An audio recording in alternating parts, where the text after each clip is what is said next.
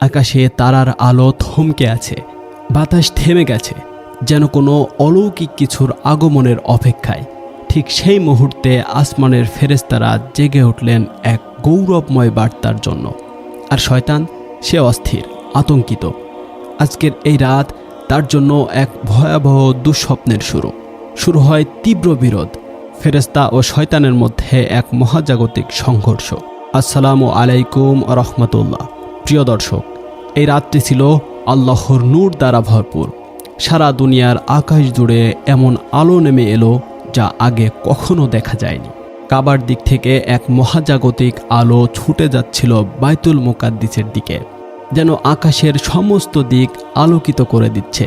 ফেরেশতারা একে একে দুনিয়ার চারপাশে ছড়িয়ে পড়ে ঘোষণা দিচ্ছিলেন, আজ সেই পবিত্র সন্তানের জন্ম হবে, তিনি মানবতার মুক্তি দেবেন, শয়তানের পথ রুদ্ধ করবেন। শয়তান তখন ছিল সবচেয়ে অস্থির অবস্থায়। সে অনুভব করল যে কিছু ভয়ানক ঘটতে চলেছে। শত শত বছর ধরে সে মানুষকে পথভ্রষ্ট করে এসেছে, কিন্তু আজ যেন সমস্ত পথ বন্ধ হতে চলেছে। সে দৌড়ে যায় দুনিয়ার এক প্রান্ত থেকে আরেক প্রান্তে, তার চেনা দানবদের জড়ো করে।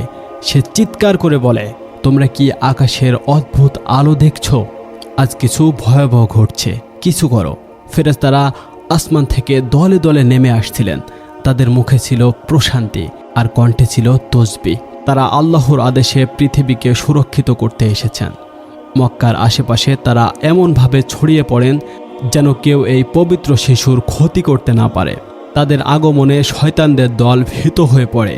তারা যেখানেই গিয়ে দাঙ্গা বাঁধাতে চায়, সেখানে ফেরেশতার শানিত নূরের বাণ এসে তাদের রুখে দেয়। শয়তান নিজের আত্মবিশ্বাস হারাচ্ছিল। সে নিজেই এক পর্যায়ে ফেরেশতাদের সামনে আসে।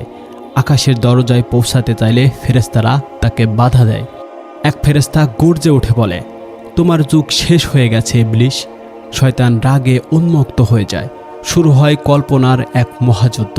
তীব্র আলো, শক্তির টানাপোড়েন, শয়তান ও ফেরেশতাদের মধ্যে সংঘর্ষের এই দৃশ্য যেন এক মহাকাব্য। শেষে শয়তান পরাজিত হয়। তার পুরো শরীর জ্বলতে থাকে ফেরেশতাদের নূরের আঘাতে। সে ছুটে পালিয়ে যায় আকাশের নিচু স্তর থেকে মাটির গহ্বরে। সে চিৎকার করে বলে, আজকের এই জন্ম আমার জন্য কবর। আমি জানি তার হাতেই আমার সাম্রাজ্য ধ্বংস হবে। এমন আর্তনাদ আগে কেউ শোনেনি। আর সেই রাত, সেই মুহূর্তে পৃথিবীতে জন্ম নিয়েছিলেন আখের নবী হজরত মুহাম্মদ সাল্লাল্লাহু আলাইহি ওয়াসাল্লাম। মহানবী সাল্লাল্লাহু আলাইহি সাল্লামের জন্মের মুহূর্তে এমন এক অলৌকিক ঘটনা ঘটে যা শয়তানের জন্য ছিল একেবারে ধ্বংসাত্মক। আকাশের সব দরজা বন্ধ হয়ে যায় শয়তানদের জন্য।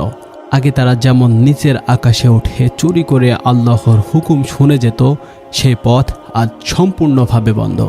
ফেরেশতারা তাদের উপর আগুনের শিখা নিক্ষেপ করেন। ইবলিস গর্জন করে বলে, এই আকাশ আমাদের আর নেই, কোথাও জায়গা নেই। আজ সে জন্মেছে যে আমাদের পতনের সূচনা করল।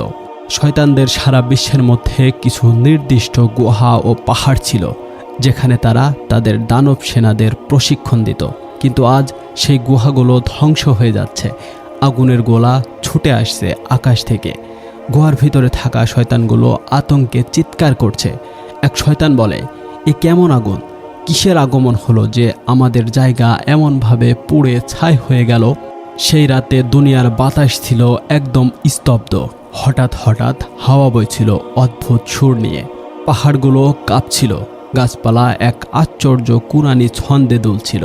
প্রকৃতিও যেন বলে উঠেছিল, আজ এমন এক ব্যক্তি জন্ম নিলেন যিনি সৃষ্টির ইতিহাস পাল্টে দেবেন।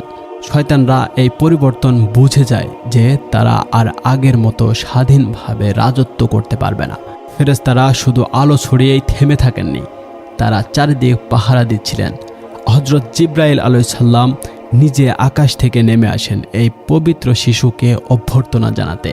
আর অন্য ফেরেশতারা শয়তানের কোনো চক্রান্ত যেন সফল না হয় সেজন্য সজাগভাবে দাঁড়িয়ে আছেন।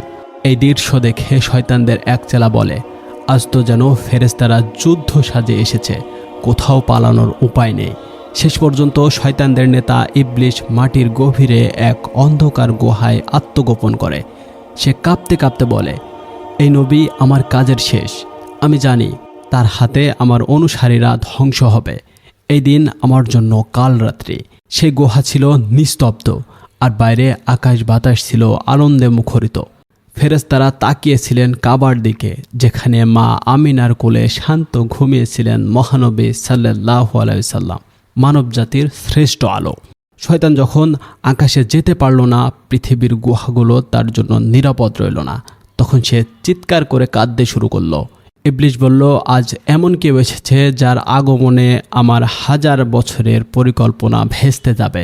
আমি জানি সে আমার বুকে আঘাত আনবে, আমার অস্তিত্বকে হুমকির মুখে ফেলবে। অন্য শয়তানরা চারদিকে ছোটাছুটি করে, কেউ কেউ পাগলের মতো গাছপালা ও পাথরে মাথা ঠুকতে থাকে। একেবারে পরাজিত, বিভ্রান্ত, লাঞ্ছিত অবস্থা।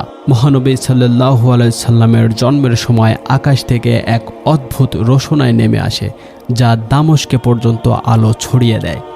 এই আলোর উজ্জ্বলতা ছিল এমন যেন রাতের আধার হারিয়ে গেছে। মা আমিনা বলেন, আমি এমন এক আলো দেখেছি যা আমার ঘর থেকে সিরিয়া পর্যন্ত ছড়িয়ে পড়েছিল। এই রোশনি ছিল ফেরেশতাদের আগমন বার্তা, যারা পৃথিবীকে জানিয়ে দিচ্ছিলেন আজ আলোর উৎসের জন্ম হয়েছে। মহানবী সাল্লাল্লাহু আলাইহি সাল্লামের জন্মের পরে কাবা, বাইতুল মুকাদ্দাস সহ অন্যান্য পবিত্র স্থানে শয়তানদের প্রবেশ বন্ধ হয়ে যায়। কাবা ঘরের চারপাশে ফেরেশতারা দাঁড়িয়ে যান পাহারায়, আর বাইতুল মুকাদ্দাসে নেমে আসেন রহমতের ফেরেশতারা। শয়তান একদিক থেকে আরেক দিকে ছোটে, কিন্তু কোথাও প্রবেশ করতে পারে না। তারা চিৎকার করে বলে, পৃথিবী এখন আমাদের জন্য অচেনা। এক নবী এসেছে যার কারণে সব দরজা বন্ধ। অবশেষে ফেরেশতারা আকাশ থেকে দফায় দফায় নামতে থাকেন এবং দুনিয়ার প্রতিটি কোণে ছড়িয়ে পড়েন। ফেরেশতারা বলেন, আজ আমরা এসেছি আল্লাহর হাবিবকে অভ্যর্থনা জানাতে। আজ রাত আমাদের বিজয়ের রাত। ইবলিস একপাশে বসে মাথা নিচু করে ফিসফিস করে বলে, আজকের পর থেকে আমার দিন ফুরলো। এই শিশু বড় হলে আমি শেষ হয়ে যাব। এটাই ছিল শয়তানের আত্মসমর্পণ। যখন ফজরের সময় হয়, তখন নবজাতক নবী সাল্লাল্লাহু আলাইহি সাল্লামের চেহারার নূর চারিদিকে ছড়িয়ে পড়ে। মক্কার আকাশ ছিল শান্ত, পবিত্র বাতাস বইছিল। মা আমিনার কোলের শিশুটি চোখ মেলে তাকালেন। তার দৃষ্টিতে ছিল জ্ঞান, করুণা এবং ভবিষ্যতের মহাশক্তির ইঙ্গিত। তার জন্মের মাধ্যমে শুরু হলো এক নতুন যুগ, এক নতুন দুনিয়া, যে যুগে অন্ধকার হার মানবে আলোর কাছে।